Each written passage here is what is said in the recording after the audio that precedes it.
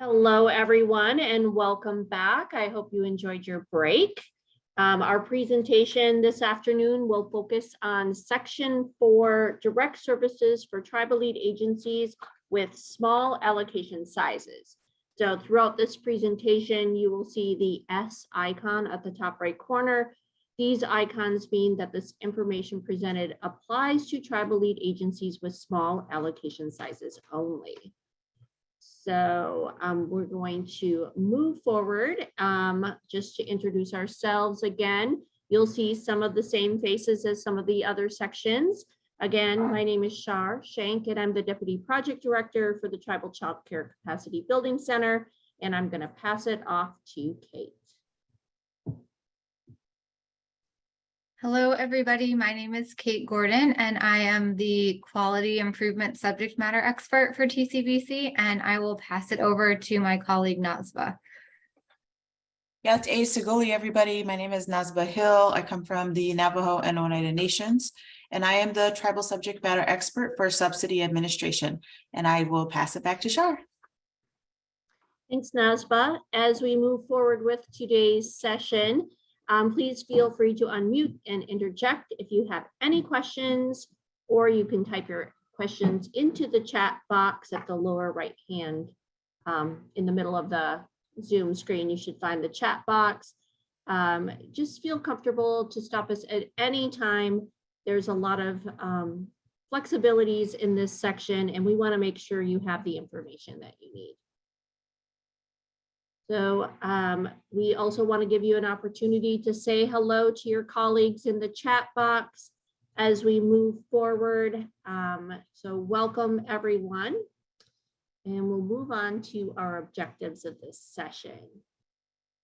So we want to provide an opportunity for you to consider the option of providing non-direct services to meet the needs of your community. Examine the direct child care methods and categories of care to select which best fits your community's needs. Understand the requirements and options for providing direct services. Explore the optional eligibility criteria to make informed decisions to best meet the needs of your families, and determine if you'll require family contributions to payment, also known as co-payments.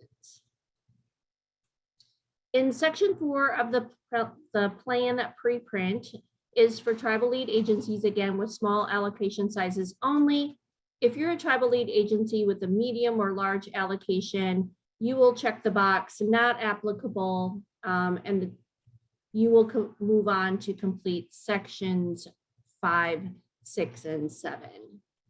So let's do a quick review of Section 4. 4.1 is offering direct child care services. 4.2, direct child care methods. 4.3, the categories of care. 4.4, eligibility criteria. 4.5, family contributions and co-payments. 4.6, payment rates, and 4.7, application for services. So the final rule recognizes that tribal lead agencies receiving small child care and development fund allocations do not have to operate a full CCDF program with all of the CCDF requirements. So for example, tribal lead agencies with small allocations do not have to offer subsidies or direct services at all. All of your CCDF funds could be expended on quality activities. So we're going to explore this a little bit further. If a tribe with a small allocation chooses not to offer direct services, you must spend your funds in alignment with CCDF goals and purposes, which allows you the flexibility to spend your CCDF funds in ways that meet the needs of your tribal communities. So for example, you could choose to use your funds to operate a child care resource and referral, or also known as a CCR&R office, coordinate with local CCR&Rs, or become a training or resource hub for eligible providers. Provide quality funding to increase cultural competency to licensed child care centers that provides services to tribal children. provide training and resources to non-tribal providers to help them meet the needs of tribal children, issue mini grants to family childcare homes or childcare centers to increase the quality of care, or provide support for programming related to revitalizing language and culture for young children. Currently, there's only one tribal lead agency that has chosen this option. If you'd like more information on this alternative option, reach out to your regional office to discuss this further. All right, for tribal lead agencies with small allocation sizes that choose to offer direct services, you will need to complete sections 4.2 through 4.7 in section 4. Direct services are defined as childcare services provided directly to eligible children by eligible childcare providers. Just a note, direct services can also be referred to as the operation of a subsidy program, since direct services involve using CCDF funds to subsidize the cost of childcare for families. Tribal lead agencies with small allocation sizes can determine their own eligibility requirements for direct childcare services and can choose whether or not to require family contributions to payment. These decisions will be based on what best fits your community's needs.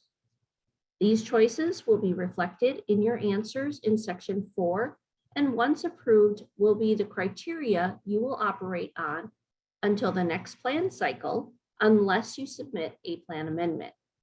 Section 4 is the last section of the abbreviated plan for tribes with small allocation sizes. We wanted to just quickly spotlight a resource. It is called How to Implement a Direct Services Program, Tips and Considerations for Tribal Lead Agencies with Small Allocation Sizes. If we have time at the end of this session, we'll look at this a little bit further, but for now, we'll pop the link into the chat box. So, will you offer direct childcare services? The first question in section 4.1.1.1 is where you will confirm whether your tribal lead agency will offer direct services. If you choose not to offer direct services, you'll check the box no. As a tribal lead agency with a small allocation, we will not be offering direct services. This will end your plan in CARS if you check that box. If you check yes, you will provide direct services, you will move on to the relevant questions in 4.2. Whether you choose to offer direct services or not, you'll still require to complete the question 4.1.1 in the CARS system. Okay, now that we've discussed the options for tribes with small allocation sizes, we're going to do a little bit of a pre-test to test your knowledge. To do this, we are going to participate in a quick Slido activity. On the screen, you'll see a QR code. All you have to do is open your camera on your phone and scan that code, and it should take you directly into the game within your internet browser. Or you can type in slido.com and use the code TCBCDSV, and that will also take you to do that.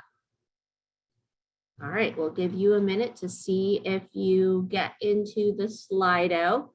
And once everyone is ready to go, we'll launch that on the screen as well.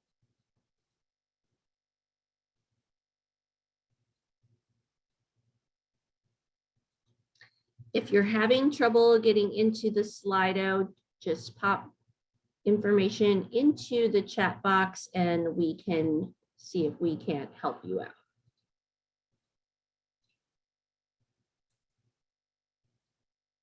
All right, so we see the Slido up on the screen.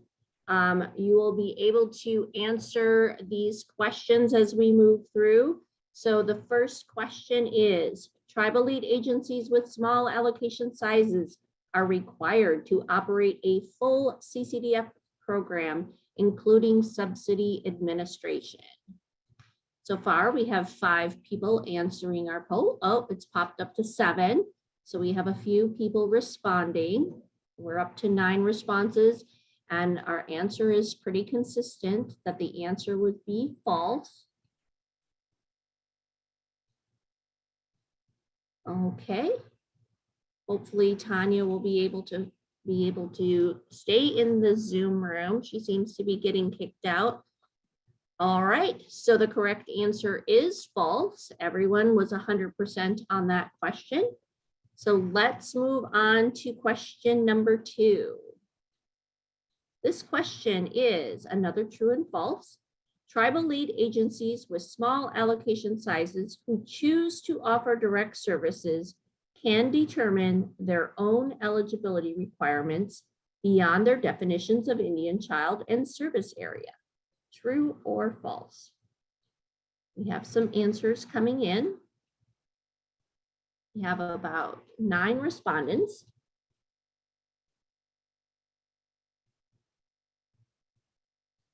Okay, we are up to 13 responses and everyone is consistently saying true. So let's broadcast the answer.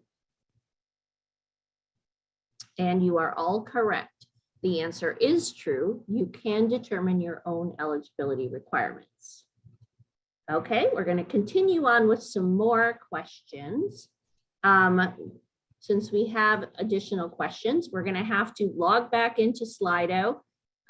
This one is either joining by slido.com using TCBC MCV with the link that's in the chat box, or scanning that QR code.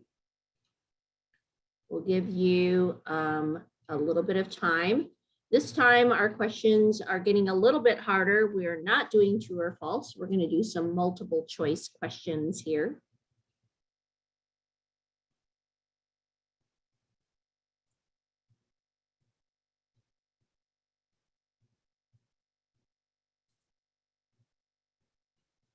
All right, let's see if we can broadcast the poll.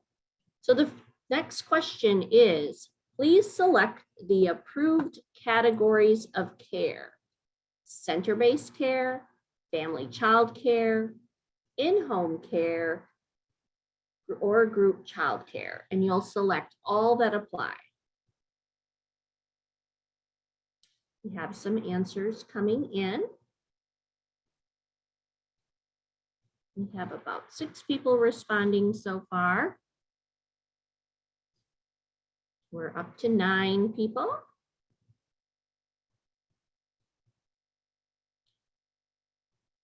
We'll give it another couple seconds here. All right, let's see if we can make it a dozen people.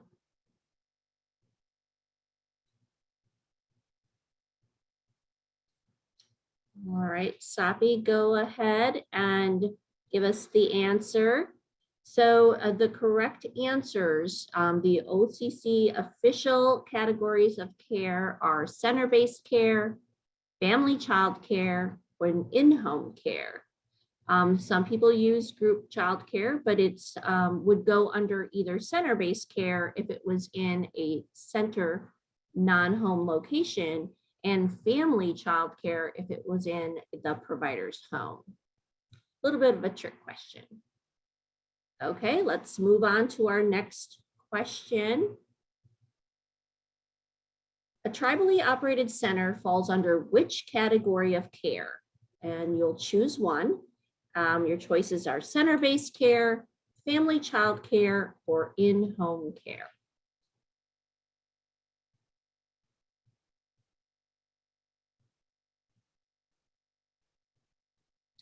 We have a few responses coming in. Okay. Let's broadcast our answer, Sapi.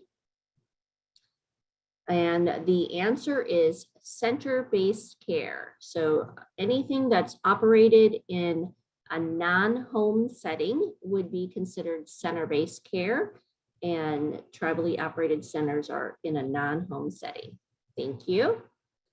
All right, our fifth and final question of the afternoon is, what are the 3 funding mechanisms listed in the plan that tribal lead agencies can choose from? So your choices are tribally operated center, grants or contracts, parent reimbursements, or certificates or vouchers. And you can choose all that apply. And hopefully this Slido is letting you pick more than one answer.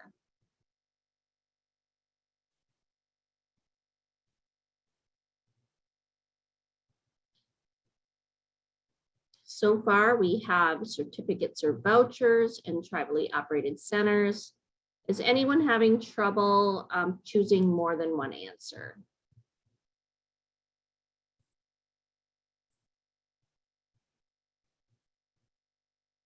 Yes. Okay. All right. Well, we have 2 right answers. If somebody could choose the last of the right answer, there's three right answers. Perfect. Okay, let's broadcast our answers on the screen. Yes, there are 3 funding mechanisms that you can choose from in your plan: certificates or vouchers, a tribally operated center, and using grants or contracts. So thank you for participating in our poll. And I think everyone on the line has a good understanding of the options in this section. So now I'm going to pass it off to Nazba to move us through some additional information. Awesome. Thank you so much, Shar. Those were some really fun and informative activities. So moving on to subsection 4.2, direct childcare methods. In this question, you will select how you will provide direct childcare services, and you will check only those that apply to your program. This option in this question includes certificates and vouchers. Childcare certificates, also referred to as vouchers, are issued by the tribal lead agency directly to parents to confirm eligibility for payment for childcare services. Families may obtain a certificate that they can use to purchase the childcare of their choice of available providers that meet CCDF eligibility requirements. Grants or contracts with approved childcare providers. So tribal lead agencies may provide services through grants or contracts with eligible providers to directly serve CCDF eligible families. You can use grants or contracts to purchase childcare slots with childcare providers. This method of providing direct childcare services can be used to build supply in undeserved areas, prioritize investments, and ensure accountability. Additional benefits of grants and contracts include supporting school-age childcare, infants and toddlers, children with disabilities as defined by the lead agency, and children who receive care during non-traditional hours, and or improve the quality of care of childcare programs. Grants and contracts for childcare slots normally include a written contract or agreement between the tribal lead agency and the provider, outlining the scope of services and responsibilities. Tribal lead agencies that use CCDF funds for contracts or grants may have slots that go unfulfilled at times. There may be periods when there are no eligible children whose families desire to use that childcare slot. And finally, tribally operated centers. Tribal lead agencies can choose to use their CCDF funds to operate their own childcare facilities, referred to as tribally operated centers. Tribal lead agencies choosing to run their own childcare centers must manage day-to-day operations of the center, including staffing, staff supervision, and professional development, family enrollment and payment processes, curriculum development, food service management, program administration, including fiscal management, facilities management, and organized and equipping indoor and outdoor classroom space. The benefits of providing childcare services through a tribally childcare center includes having an early learning facility on or near tribal land and the ability to incorporate the tribe's language and culture into the children's curriculum. So let's go over the next few slides, take a closer look at each of the type of direct childcare methods. Let's look at childcare certificates and vouchers. On your screen, you'll see a flow chart that shows a visual of the process of how CCDF funds flow from the tribal lead agency, which is your CCDF program, to the eligible family and the eligible childcare provider. First, the tribal lead agency creates and shares applications for CCDF services through the service area. Families with eligible children apply for services by completing and submitting the application to the CCDF program. The CCDF program then determines whether the family and child are eligible for CCDF services. If they are eligible, then a certificate is developed and issued to the family.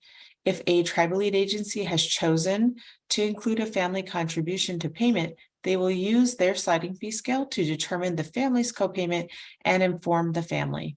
The parent would then take the certificate to the child care provider they have chosen for their child. Now let's look at grants and contracts. The tribal lead agency enters into a contract or grant with an eligible child care provider who agrees to hold slots open for eligible children for payment. Once a family comes to the tribal lead agency and applies for services and is deemed eligible, the family could choose to take one of the available open slots from the eligible contracted provider to receive child care services. And remember, tribal lead agencies that use CCDF funds for contracts or grants may have child care slots that are unfilled at times. For example, when there are no eligible children whose families want to use that child care slot. So moving on to tribally operated centers, which is on the next slide.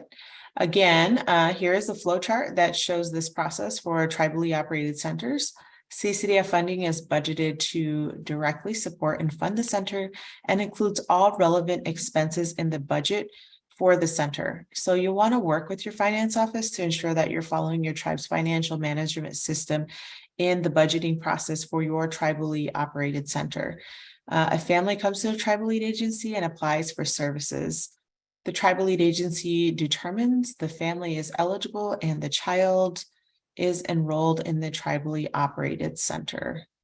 And I did see a question before we move on to the next slide, and it says, do you still pay the provider if the slot isn't filled?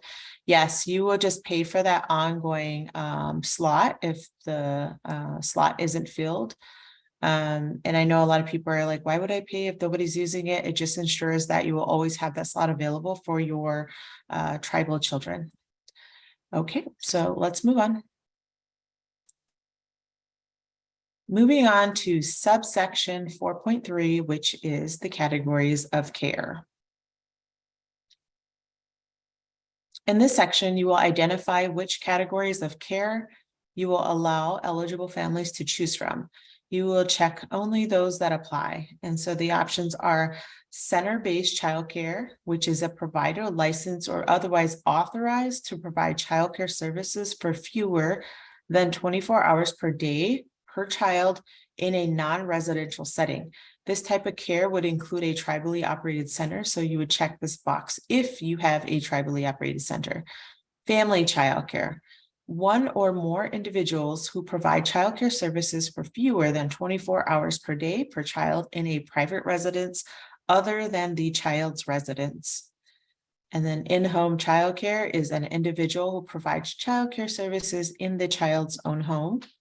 In subsection 4.3.2.1, you will check either yes or no to identify if you provide services through a tribally operated center only. So many of you may already offer relative care to your eligible families. Relative care is another option that falls under the category of family care, which is care provided in the provider's home, or it could fall under in-home childcare, which is care that is provided in the home of the child. If you're providing relative care, please check the boxes in 4.3 to identify if the relative can be provided in the caregiver's home and or the child's home.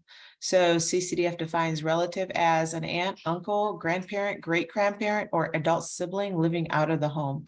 If you choose to add relative care to your plan, keep in mind that tribal lead agencies have the option to exempt relative providers from all or even some of the health and safety standards.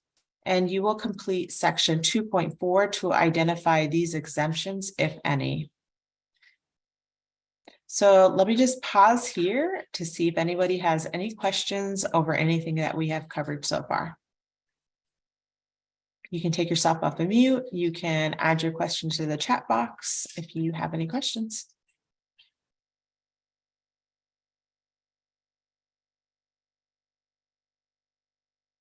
All right, I'm not hearing any questions, so I am going to pass it over to Kate.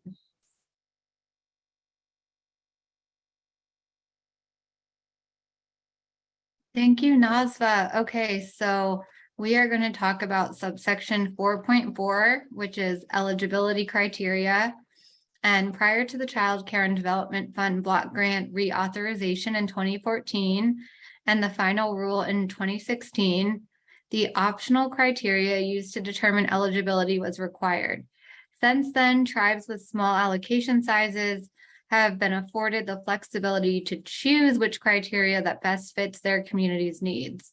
As a tribal lead agency with a small allocation size, you could choose to leave your eligibility criteria open to all children who meet your definition of an Indian child and reside within the area defined service area. Or you could include additional eligibility criteria depending on the needs of the community. In this section, we'll go over some of the optional eligibility criteria you may want to choose as you implement your subsidy program. We also want you to keep in mind that you could choose to use these options as a way to prioritize children for enrollment without making them a criterion for eligibility. So here are some examples of optional eligibility criteria. Tribes with small allocation sizes have considerable flexibility in determining their eligibility requirements, and on the screen are some examples you may consider. Age, children under the age of 13 who also meet your definition of an Indian child and reside within your service area. Children with special needs, this could include children 13 and older, but below age 19 who are physically or mentally incapable of self-care and meet your definition of physical or mental incapacity. Children under court supervision, and then reason for care, which under reason for care, working, attending an educational program, attending job training, protective services, and then family income. Again, keep in mind criteria on this list could be used for prioritization without making them criteria for eligibility. So you do have flexibility with that. And let's now move to a quick poll question. So let's take a quick poll of our group. You'll see a poll pop up on your screen. Please select all that apply. And I will read the results as they come in. So the question is, which of the optional eligibility criteria are you currently using in your tribal CCDF program? And you should be able to enter multiple selections. So hopefully that works. There's age, children with special needs, children under court supervision, working, attending an educational program, job training, protective services, family income, and other. And once we have some respondents, we will show the results.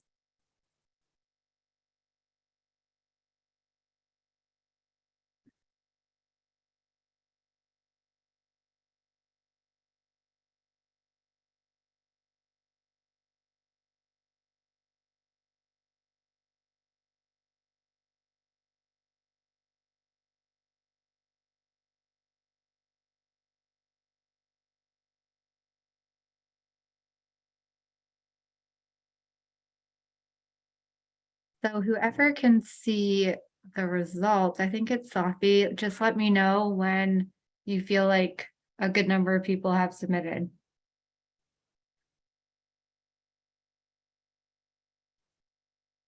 I think that would be our tech team that could broadcast the results. There you go. Thank you. Excellent. Okay. So, wow, it's really a mix. We have a lot of different selections. 95% said working. So it looks like you all are using a lot of these different eligibility criteria. Can everyone see the results? Yep. Sure. Okay, just wanted to make sure that I didn't need to highlight them. So thank you for participating, and we will keep going. I like these polls to keep it interactive.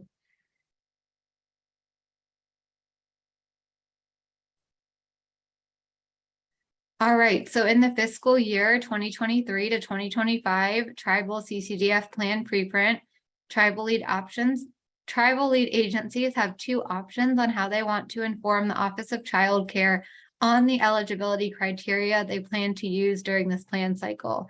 So option one, you'll see you can describe your eligibility criteria through a narrative response. And then option two, you can respond to the optional eligibility criteria in sections 4.4.2 through 4.4.6. You must choose one of these options to describe your choices. The CARS system will take you directly to the next section based on which of these you select. And if the tribal lead agency chooses to offer care based on children's age in subsection 4.4.2.1, you would indicate the age ranges. Some examples include the Tribal CCDF program serves children from ages 6 weeks through 9 years, or from ages 1 year through 5 years, ages 3 months through 12 years. Keep in mind that the age range may not equal or exceed age 13. And under subsection 4.4.3, tribal lead agencies have the option to allow CCDF funded childcare for children ages 13 and older, but below age 19, who are physically or mentally incapable of self-care. So we kind of covered some of this. You will check the yes or no box. If you choose yes, you would need to fill in what the upper age is and may not equal or exceed age 19. You will also need to define physical or mental incapacity. Tribal lead agencies also have the option to allow CCDF funded childcare for children ages 13 and older, but below age 19 who are under court supervision. You will complete the checkbox with either yes or no in subsection 4.4.3.2.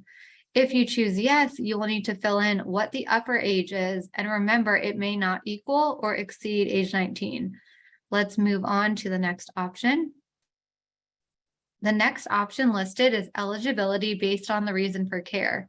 In 4.4.4, it asks your tribal lead agency's plans on choosing eligibility based on reasons for care, such as working, job training, or education, or if a child is in protective services. For example, does the tribal lead agency require children to reside with a parent or parents who are working, attending a job training or an educational program, or receiving or needing to receive protective services? Will you allow for travel time to and from work? Will you allow for study time or time for online classes to participate in education? If you choose not to use these criteria, you'll check no here and move on to question 4.4.5.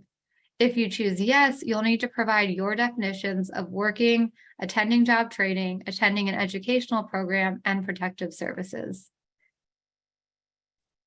Another optional choice a tribal lead agency has is when it comes to establishing eligibility based on family income. If you will not be using income as an eligibility factor, you would check no and move on to the next question. If yes, you would describe how your tribal lead agency defines income for purposes of CCDF eligibility. So an example definition could be the tribal lead agency will serve children up to 85% of the tribal median income, or TMI, which is defined as income from paid employment and excludes tribal per capita and Social Security income.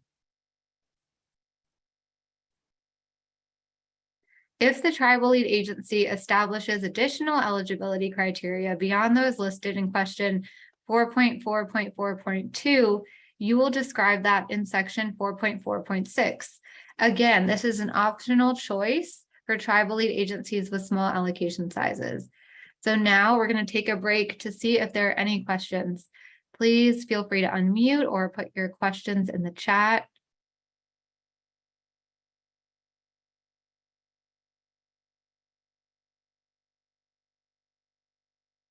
Did I misunderstand income eligibility is optional?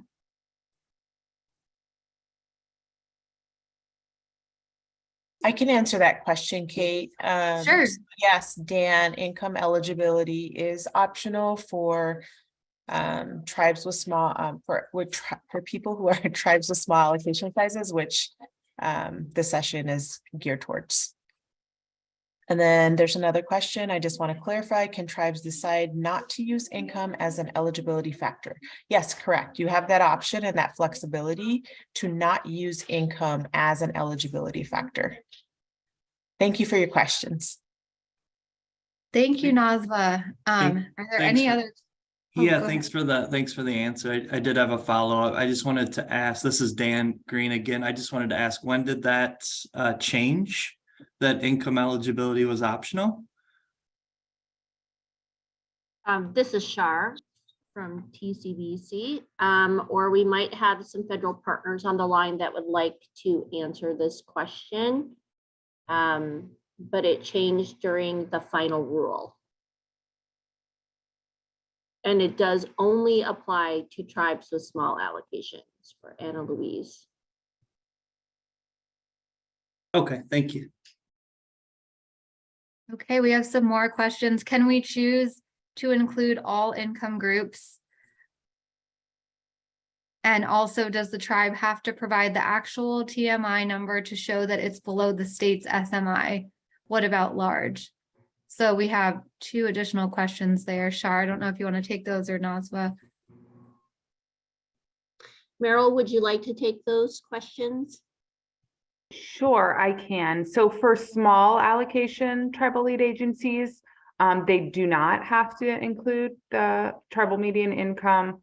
But for large and medium allocation tribal lead agencies, if you are doing categorical eligibility, where any child would be eligible, then you would need to include the TMI. Or but if you're not doing categorical eligibility, you do not need to.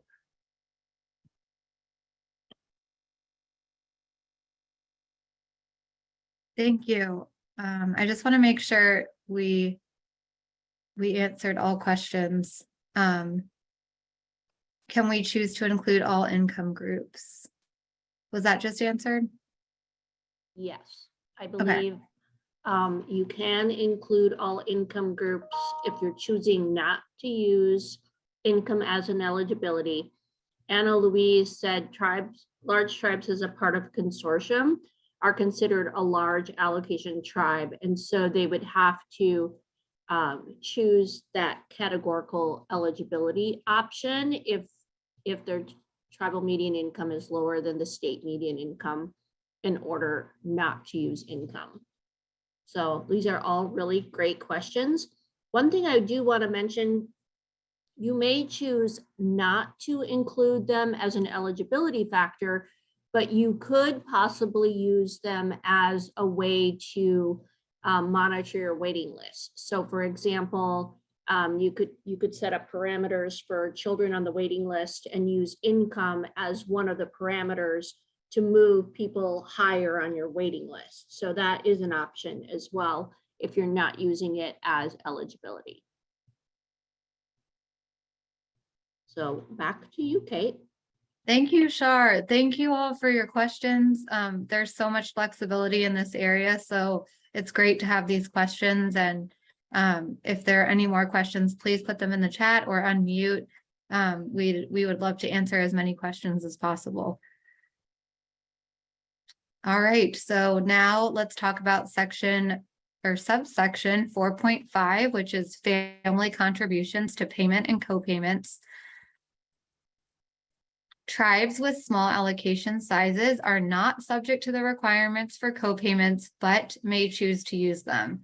For example, a tribal lead agency may implement co-payments to allow for additional funds to serve more children in their service area, or choose not to implement co-payments to reduce the financial burden on families. Tribal lead agencies may consider additional factors such as infant toddler care, children and child care deserts, non-traditional hours of care, etc., in determining the co-payment amount.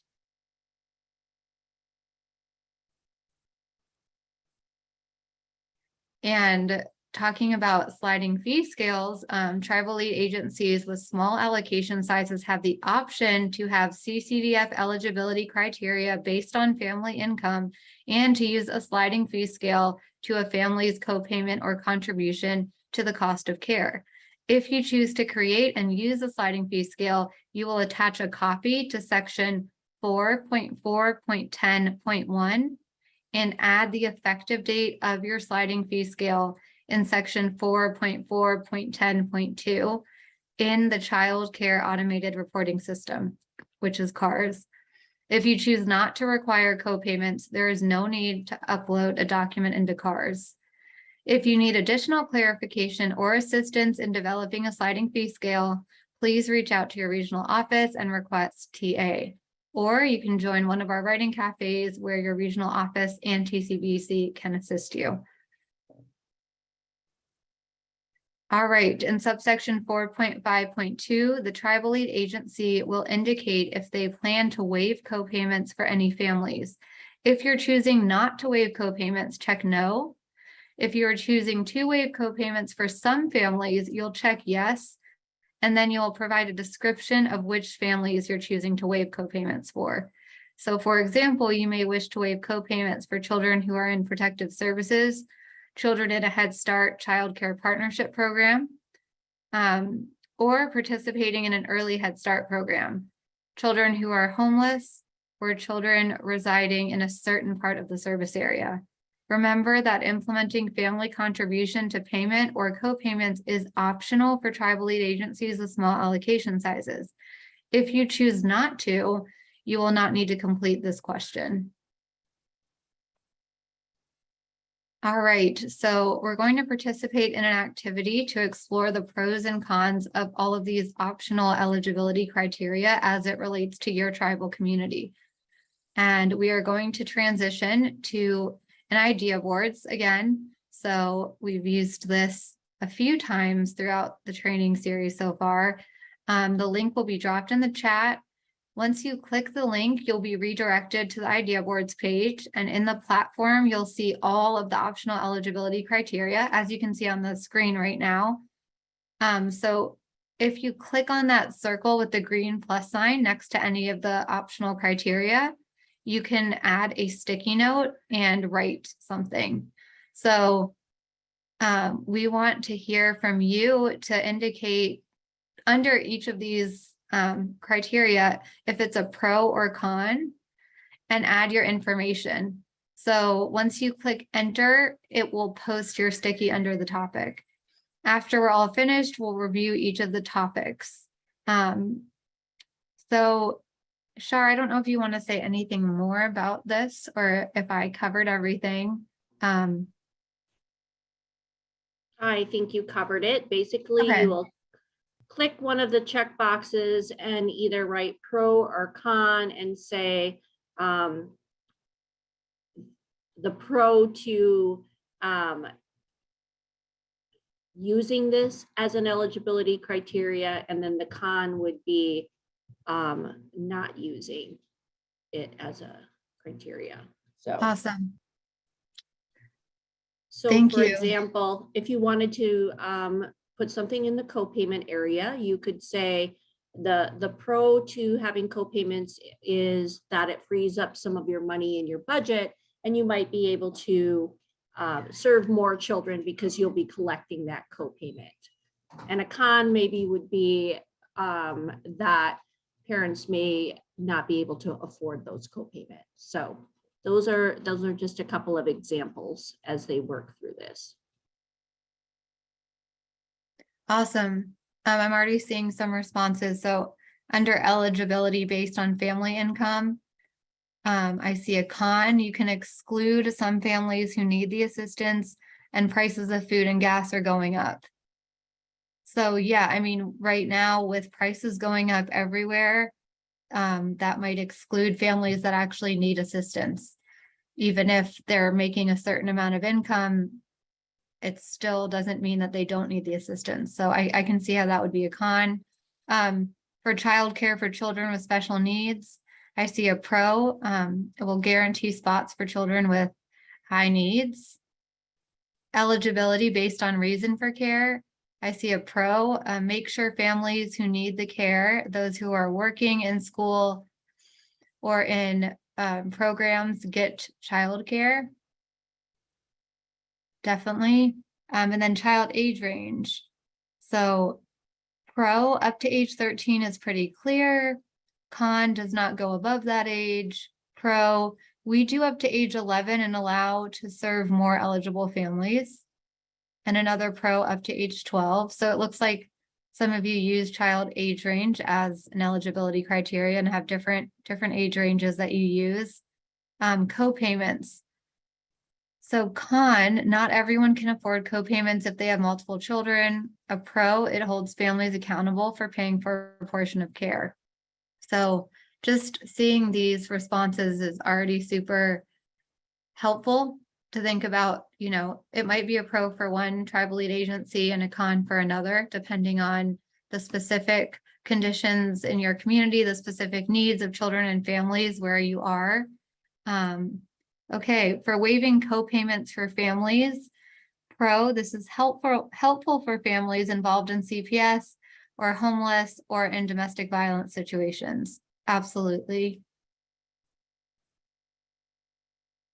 So we really wanted to highlight all of these eligibility criteria that are optional because of, you know, if you really choose your eligibility criteria specifically based on your community needs, then you can create a program that really serves as many children and families as possible in a way that meets all their needs and doesn't exclude people that need care. So I can't see the bottom of the screen, but I do see some more.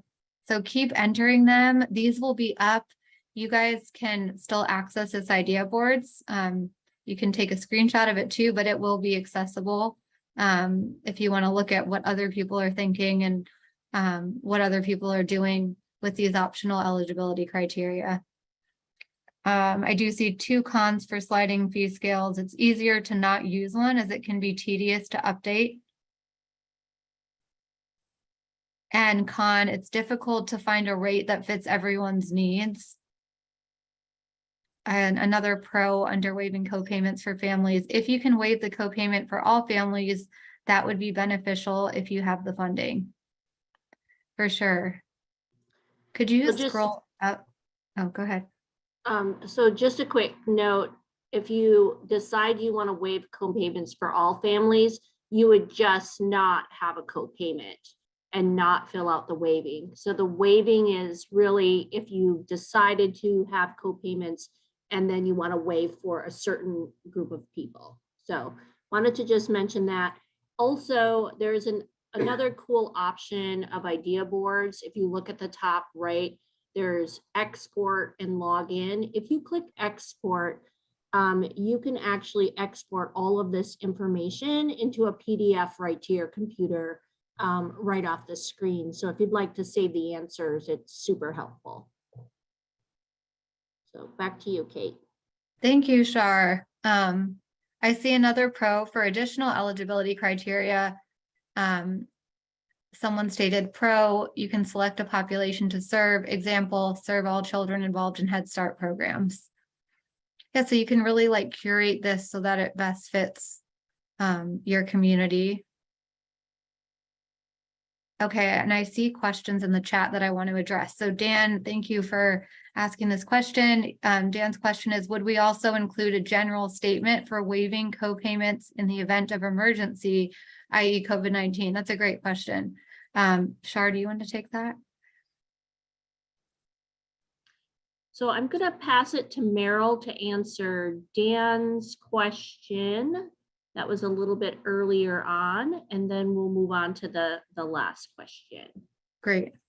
Yeah, this is Meryl. I'm happy to answer that. And this is kind of related to Nicole's question. So in 4.5.2.1 is where you could say, if you're waiving the copayment for any or all families, I would also include, so if it was due to COVID, I would say yes and describe it, but I would also include a description of that in your emergency preparedness plan if it's not, if it's part of, if there's a health emergency similar to COVID, this is what we'd be doing. We'd be waiving our copay, but you could also note it here. And then to Nicole, your question, you would describe here if you're only waiving it for certain families, like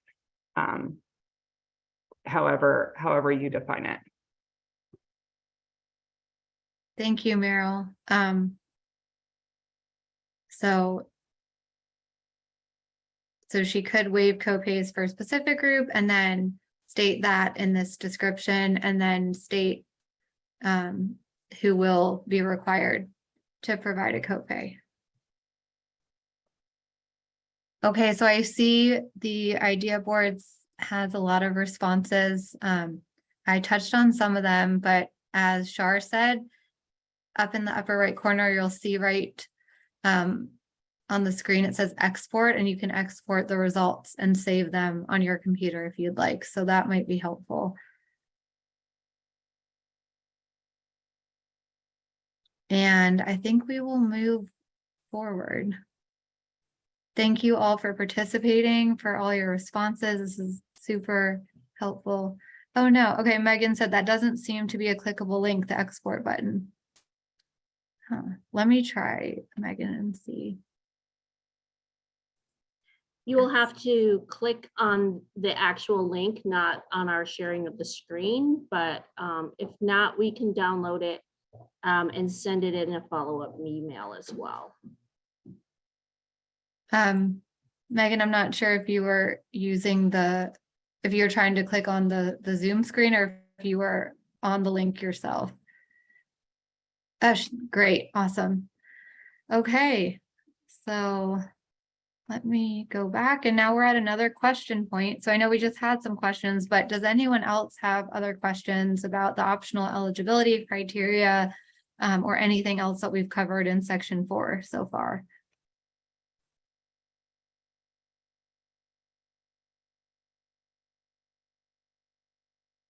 Oh, I totally understand that, Megan. Okay, if there aren't questions at this moment, feel free to write your questions in the chat and we will get to them as we go on. And I will pass it over to Shar for subsection 4.6. Thank you, Kate. So we know that all of this optional eligibility is something that you kind of have to wrap your head around. So if you think of additional questions as we go through the next few slides, just pop them in the chat and we will definitely stop and move forward. So we're going to talk about payment rates next. This is in section 4.6. So if you're offering direct services, you'll have to set up some payment rates. So tribal lead agencies often set payment rates based on what providers in the area are charging that support the cost of care, which includes all of the things that providers take into considerations when setting their rates. So like providers' salaries, training supplies, the child ratios you've established, and the costs associated with running their facility. The payment rate should reflect the variety of care offered in the tribal lead agency's program. So for example, you could have different rates based on the child's age or the category of care. In section 4.6.1.1, you will attach a copy of all of your payment rates, including any differential rates. And remember, in section 1.7.1, you will have clicked the types of providers that you're using, and so you will be entering information based on that. Okay, so you could choose to establish tiered or differential payment rates or add-on rates. They're all kind of the same thing, but they go by different names. This process allows you to increase payments for targeted needs. For example, a higher rate for children with special needs, as an incentive for for an incentive and for additional costs or higher rate for infants and toddlers due to the lower child staff ratios, so that your provider is making a livable wage.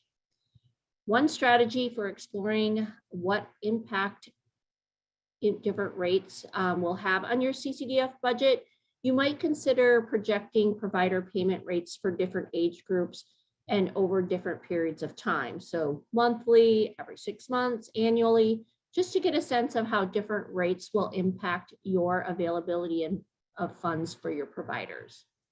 So our Tribal Child Care Capacity Building Center, TCBC, we have a projecting CCDF spending for direct services tool that could be used to help you project your cost. And there's also an on-demand session that you could view to get a better idea of how to use the tool. So if you want a demonstration of that tool or help kind of working through projecting your cost for direct services, you can request technical assistance through your regional office, and one of the TCBC team can actually work with you on that tool. You could also view the on-demand session on our website. It's under the fiscal on-demand sessions, and I'm thinking we're going to be popping that link into the chat here as well. And also additional information is in the tips and considerations document for developing childcare payment rates. This tips and consideration document is actually in the section 6 resources for tribes with medium and large allocations, but it would also be very useful and helpful to you as you're kind of thinking about your payment rates. So that this document is for tribes with all allocation sizes that are offering subsidy programs.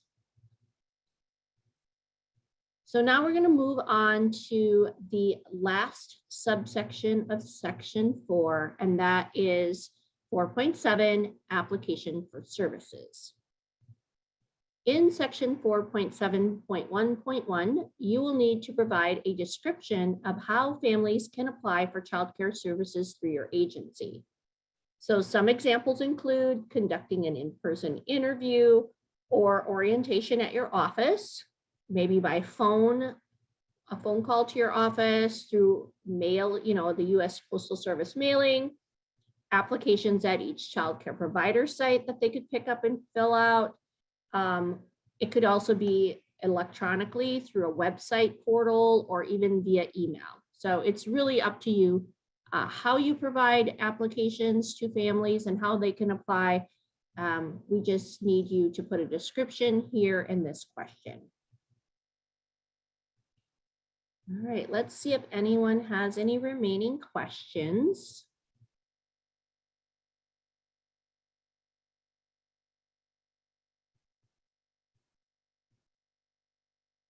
Don't see any in the chat. So we'll move on to the next slide and just let you know that, again, we have a resource directory for this particular section of the plan. It is in the resources under the green section, section 4, and it provides you with additional information, things that you could look at and think about as you're developing your direct services program. And since we have a little time, I'm going to share my screen and just kind of talk through the tips and considerations document for this particular section. So let's see.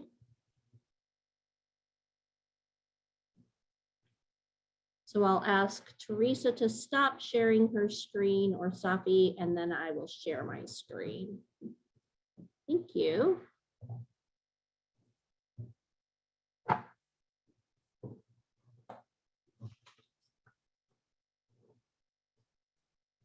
Okay, you should be able to see my screen now. Can you see the tips and considerations document? Yes, we can see it. Perfect. Okay, so this is really the tips and considerations on how to implement a direct services program. So it gives you some background on the final rule and the regulations for tribes with small allocation sizes. And then it goes into information on assessing the childcare needs in your community to determine what type of childcare services are needed, the age groups, the types of childcare that are that families are interested in, and also the availability of different kinds of care.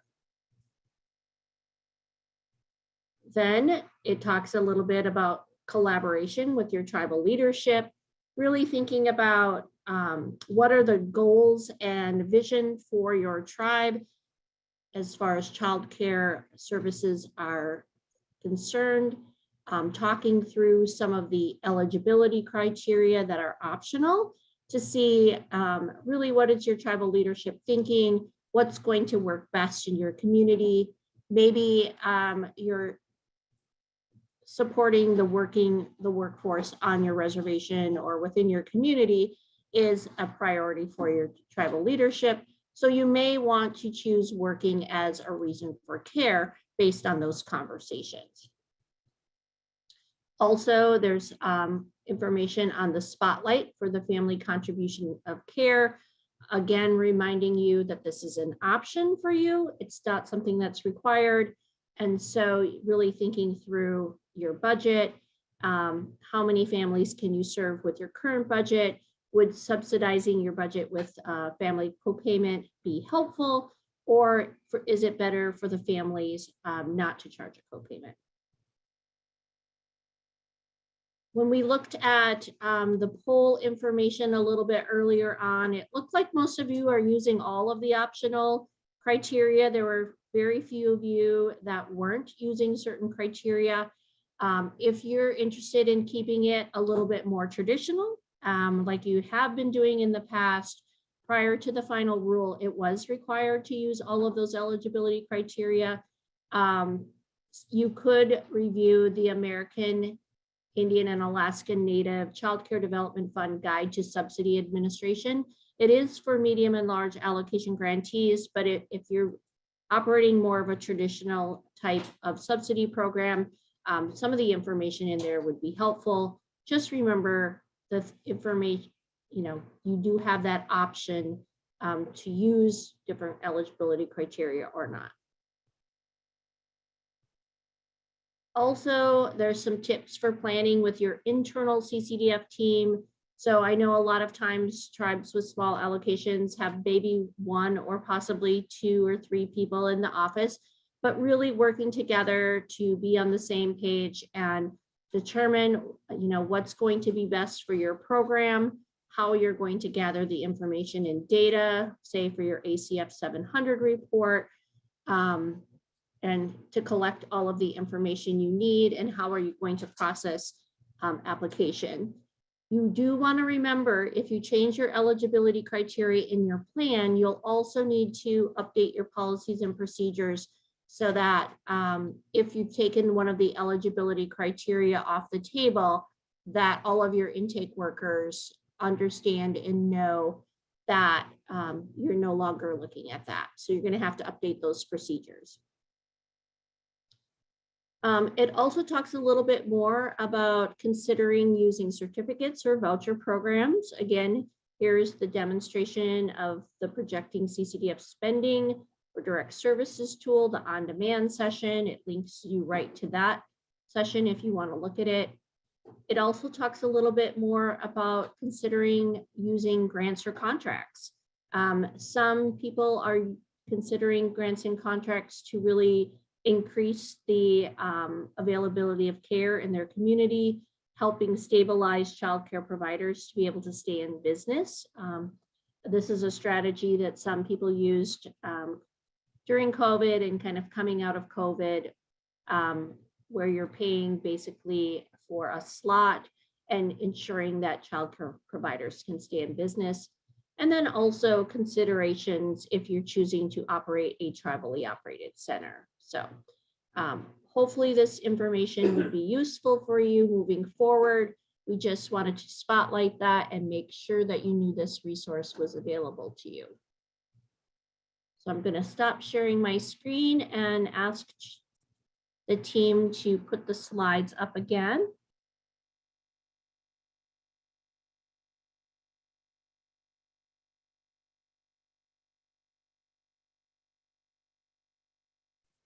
All right, let's move on to the next slide. Again, we just provided these reflection questions for you to kind of think about, especially question 1, what questions do you have for your tribal leadership or planning team? If you're choosing to eliminate some of your current eligibility criteria based on the information you heard today, you may want to have a conversation with your tribal leadership, provide them with some of the information. The tips and considerations document might be helpful. Also, the slides that are on the website with the talking points also might help you share with your fiscal department or your tribal leadership on some of the choices that you'd like to make in your upcoming plan as you prepare to submit your information into CARS. So also thinking about what other technical assistance you might need or support for your next steps. Remember, your regional office is there for you to ask questions, help clarify information. Also, we have the writing cafe on Friday. So we want to make sure that you know and realize you have those options. So we can move on to the next slide. So we want to thank you for joining us today. I know this was a quick session. It's a little bit shorter than the rest of our sessions, but sometimes it's nice to get a little bit of time back at the end of each day. So we'll stop here to see if anyone has any questions before we log out for the day.